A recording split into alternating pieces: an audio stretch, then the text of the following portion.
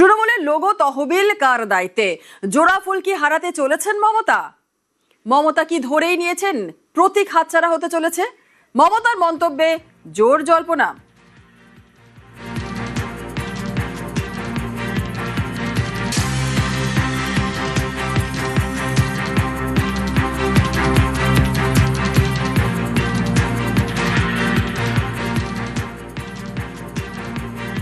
বিজেপিতে থেকে দল ভাঙার চক্রান্ত। ভাবেন কি যে আমি মরে গেছি?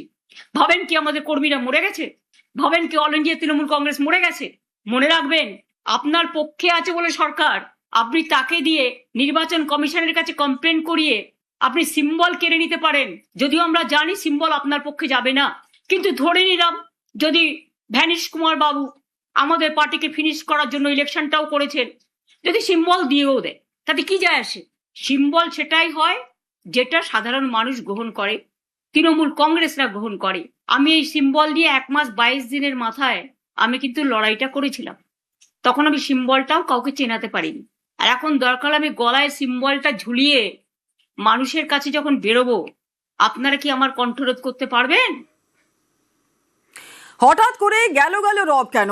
ভরসা রাখতে হবে কমিশনের ওপর, পাল্টা কটাক্ষ ঋতব্রতর।